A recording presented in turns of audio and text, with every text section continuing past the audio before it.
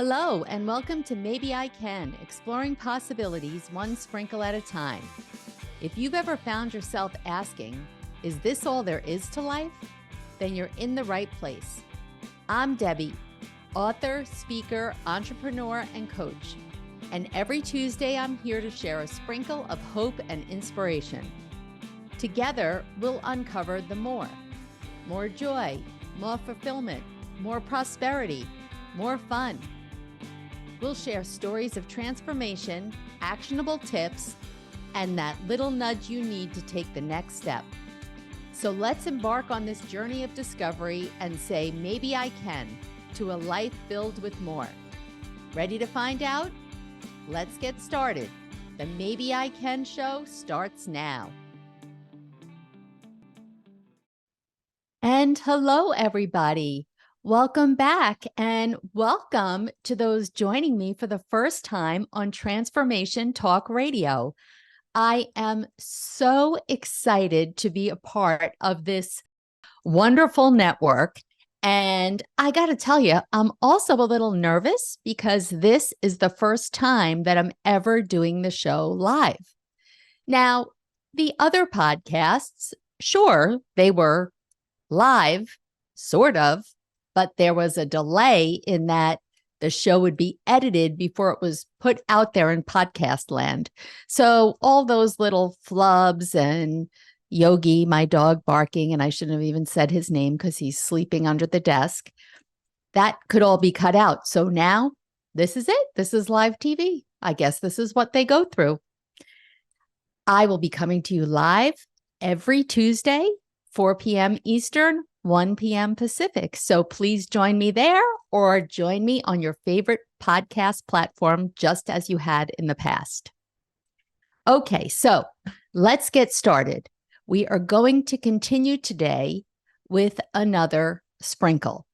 And, let me, for those of you who are new, and I'm sorry for my old listeners, well, not that you're old, seasoned maybe, for me repeating myself, but certainly in these first few episodes, I want to make sure that my new audience gets to know me a little bit. And I'm calling this podcast, Maybe I Can, which always has been, but exploring the possibilities one sprinkle at a time. Because as a 60-year-old woman who's lived a life just like the rest of us, I still have this childlike side. And I don't want to say silly things, but to some they might be silly. Silly things still bring me so much joy. Like Mickey Mouse, not that he's silly, but I don't have any around me where I am now, but at my day job office, he's everywhere. When my husband and I first got married and he walked in, I had Mickey Mouse pot holders, Mickey Mouse trivet, Mickey Mouse telephone, Mickey Mouse. He was like, okay, I'm okay with Mickey Mouse, but does he have to be everywhere? So now he's not everywhere in my house.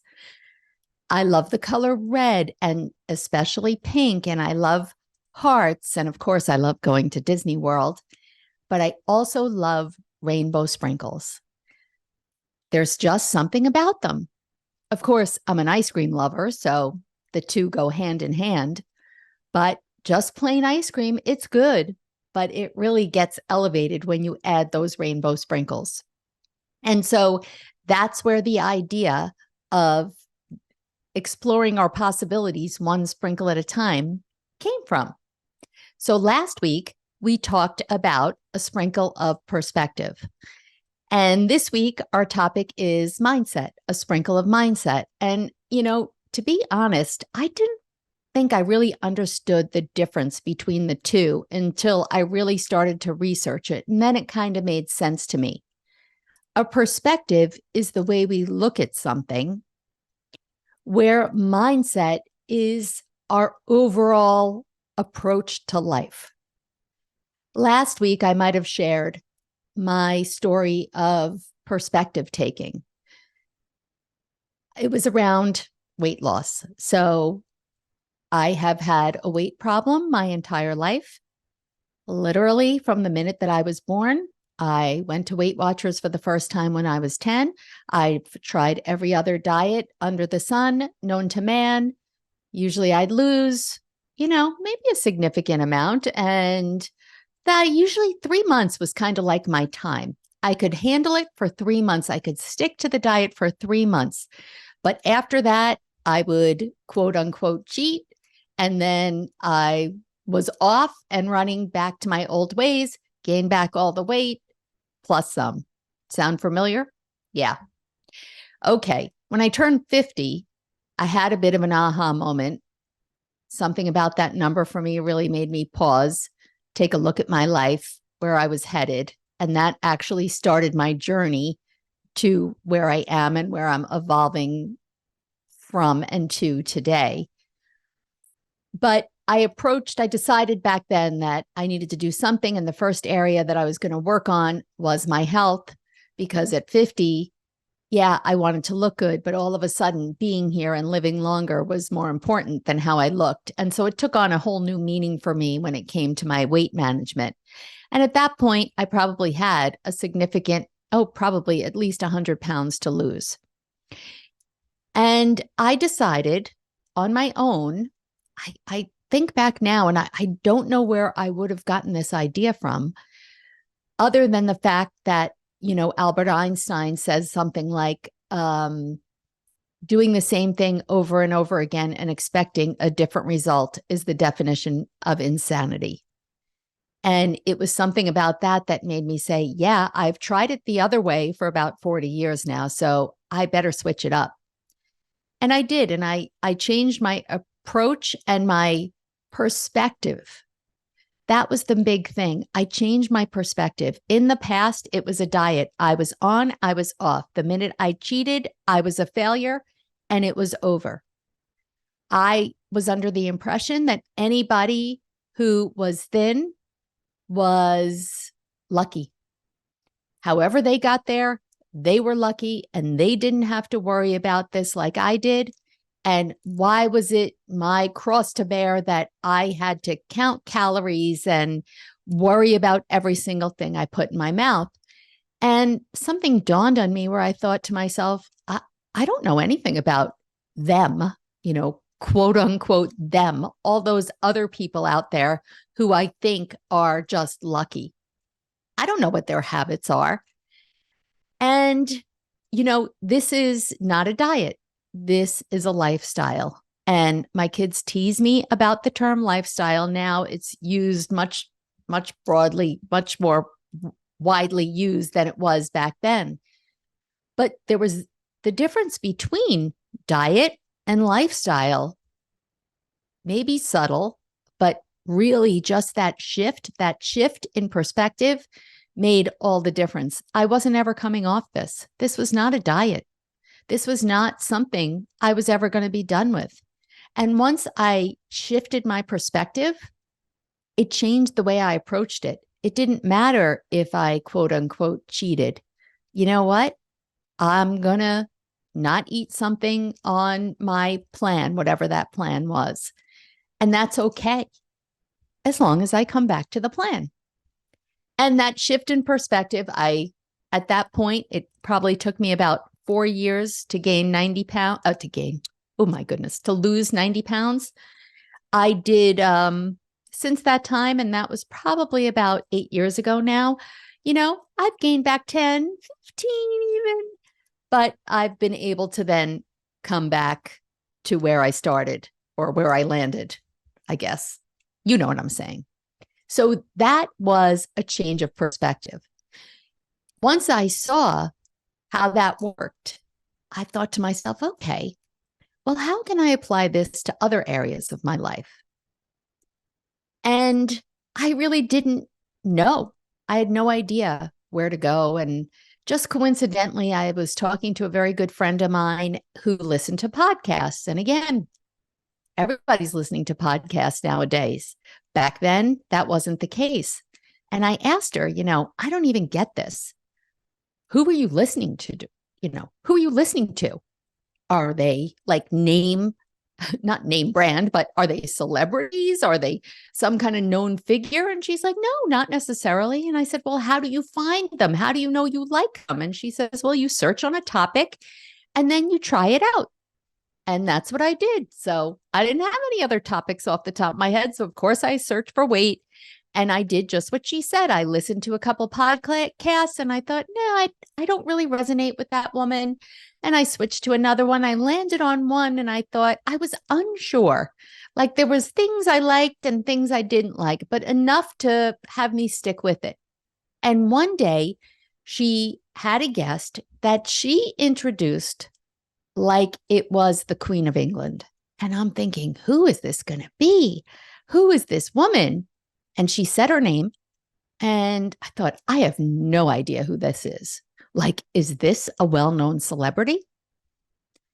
And it wasn't. But I guess in podcast world it was, or for this particular woman it was. And I listened and I really enjoyed the guest. I started listening to her podcast. And she was someone who both lost a lot of weight and also paid off a lot of debt. Another thing that I was kind of drowning in. So I thought, oh my goodness, this woman is like, she's speaking my language. I'm going to stay tuned into her, which I did week after week after week. And I really enjoyed the things that I learned.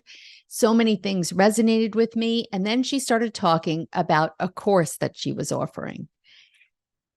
And I thought, oh, a course? How does that work? Let me go see.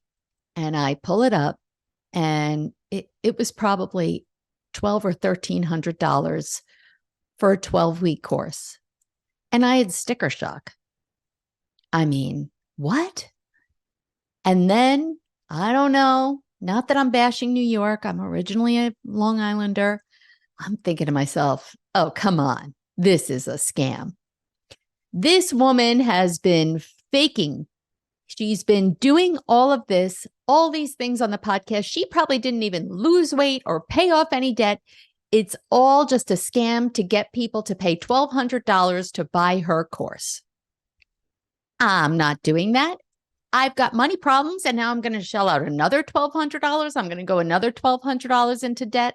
No, thank you. Close it up. But yet, every time I still listen to the podcast and something was nudging me. And I kept going back and back and back to the website until finally I said, you know what? You keep coming back for a reason. This is your gut talking to you.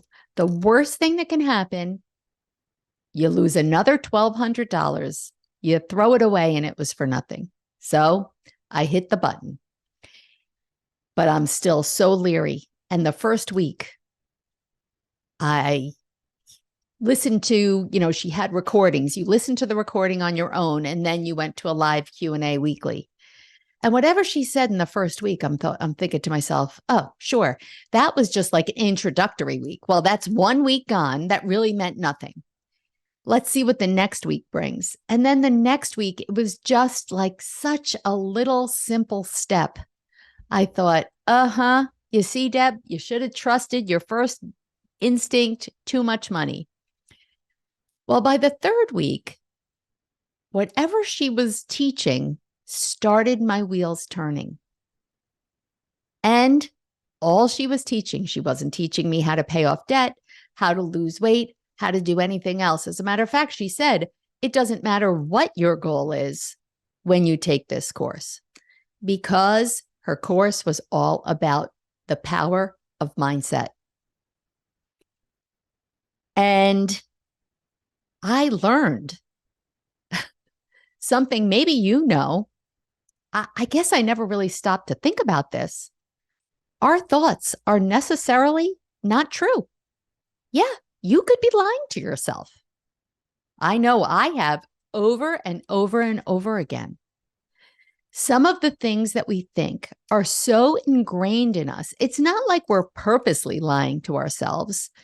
It's just that we've been practicing those lies for years and years and years until we actually believe them to be true.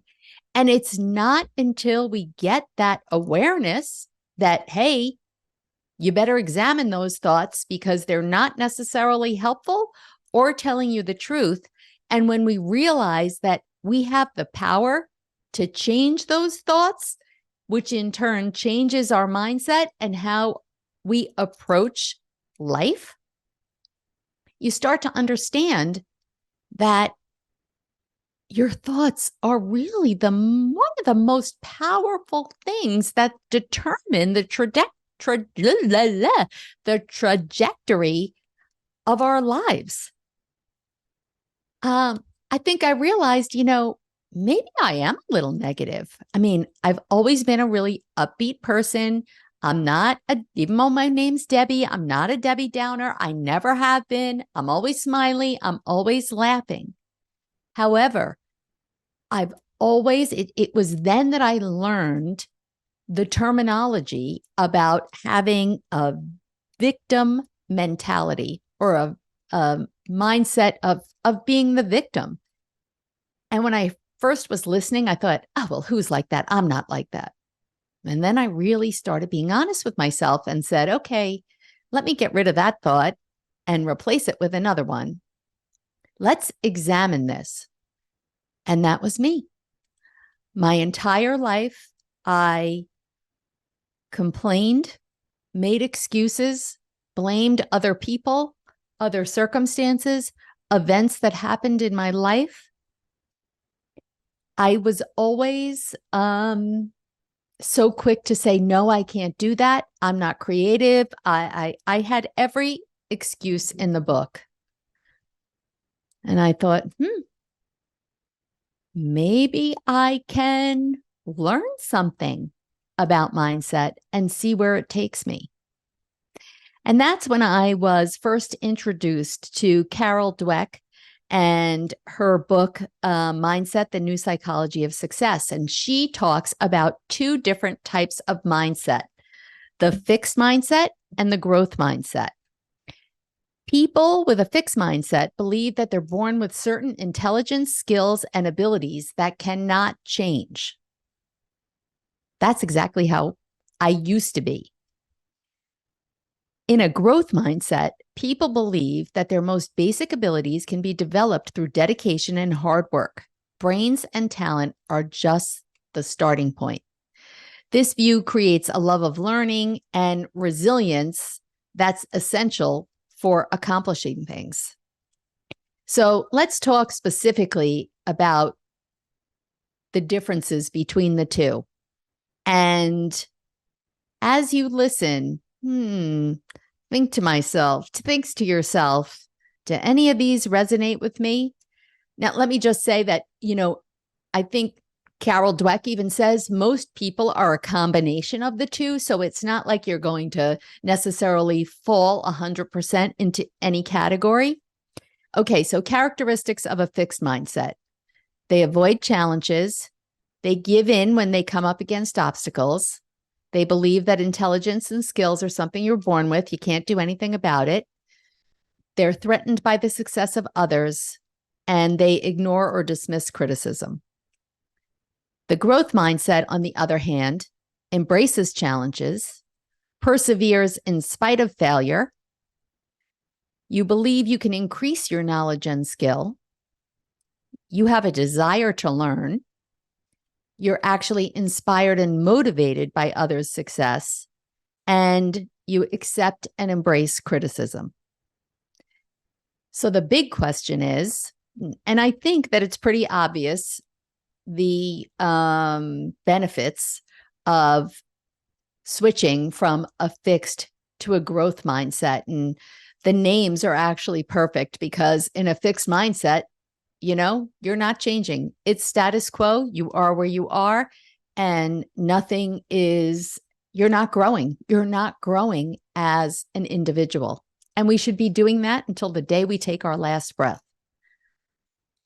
So the first thing is just being aware, being aware of the differences, trying to catch yourself, because we're so rote, especially these thoughts that have been in there for decades. It's hard to stop them and recognize them. It takes effort. But once you do, you can start to recognize the pattern. So Here's some things that we need to do in order to make that leap from fixed to growth mindset. The first is remember the concept of neuroplasticity, which I didn't discuss. Science, not my jam.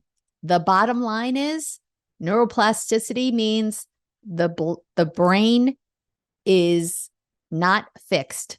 It can be molded. So your mind, anything that you feed it, you feed back, you put in a positive feedback loop, and that will cause your brain to, start to move in that direction. Appreciate the process over the results. Oh my goodness. I mean, it kind of is like the diet thing, right? When am I going to lose 100 pounds? When am I going to lose 100 pounds? But the minute I thought, okay, no, it's about the process. It's a lifestyle. It's not a diet. This is something, I'm learning everything that I learned along the way. It made it exciting, right? When I don't cook, so I'm be lying if I said whenever I learned a new recipe, whenever I brought a recipe home to my husband and he tried it, that was good. All right. We need to acknowledge our weaknesses. I mean, it's hard. It's hard to say we're not perfect, but I hate to tell you, you're not, I'm not, none of us are. And once we acknowledge those areas of strengths and weaknesses, we know where we might need to work and improve. Here's a good one. Cultivate your sense of purpose. Keep asking about your why. What is it? Why are you doing what you're doing? Why is where you're headed important? Maybe it has to do with your work. Maybe it has to do with your family.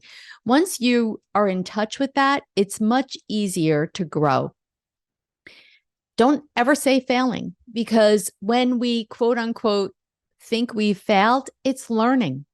Because every time we fail, think about it. Think back to a time in your life where you failed at something. Let's just say it's a test at school, because that's, failing. Hopefully, if you failed a test, you learned either I have to study more, I have to go for extra help. I don't know the material. It gave you feedback, so you learned something. And consider your challenges as opportunities. Those challenges are opportunities for self-improvement. I honestly tried to tell myself that today before I got on my first live podcast. Okay, if I don't challenge myself, how will I ever get better? I won't. And so probably a year from now, I'll listen back to this podcast and shake my head and say, oh my goodness, I can't believe you ever did or said any of those things. But I never would have gotten there, and I never would have gotten to where I am today if I had never stepped into those challenges and welcomed them as opportunities. And we can't chase other people's approval. I mean, I don't know about you, but I've been a people pleaser my whole life. And the minute that stopped, I have to tell you, and I'm still a work in progress with that, I'm living a much happier life. Let's see. Take time to reflect. This is a big one. I never really understood it. Maybe, you're rolling your eyes at me when I say the word journaling or meditation, because that's who I was, rolling my eyes for years and years, listening to this stuff and going, yeah, I don't do that. That stuff's not for me. Until I said, okay, it might not have been for me, but remember the concept of neuroplasticity. It's for me now. And when I started trying new things, and even though it was very uncomfortable, oh my goodness, especially with both of them, meditation and journaling, I just adapted. I tried different ways to meditate, different times, different places, different people to listen to. And the same thing with journaling. There's so many journaling techniques out there.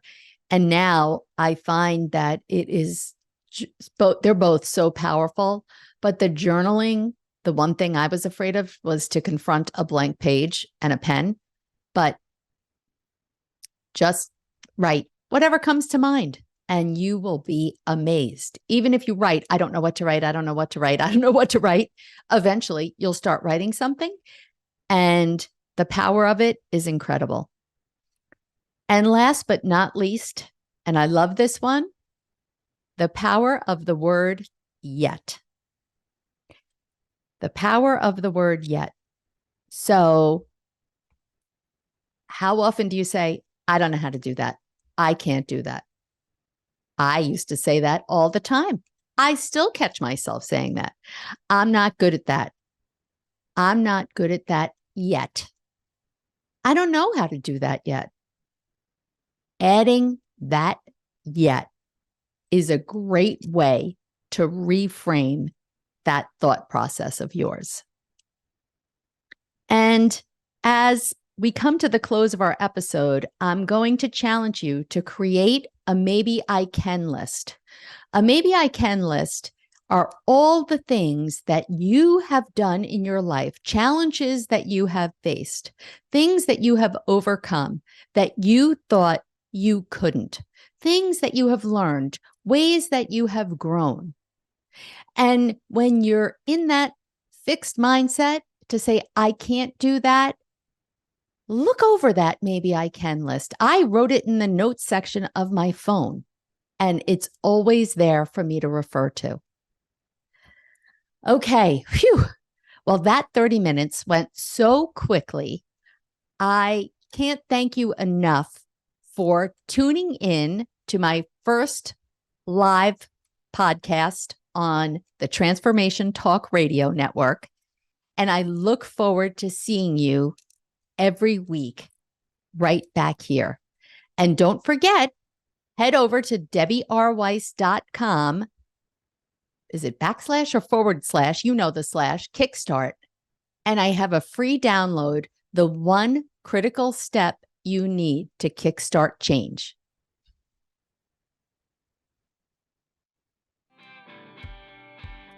Thanks for spending part of your day with me here on Maybe I Can, exploring possibilities one sprinkle at a time. It's been great having you, and I hope you're leaving with a spark to light up your journey to more. Remember, every big change starts with a single maybe. If you're ready to kickstart that change but not sure where to begin, I've got just the thing for you. Head over to download my free guide, The One Critical Step to Kickstart Change, and take that all-important first step. Let's make those maybes into reality one sprinkle at a time. Catch you next Tuesday at 4 p.m. Eastern, 1 p.m. Pacific with more stories, tips, and that extra push you might need. I'm Debbie saying goodbye for now, but always remember, maybe, just maybe, you can.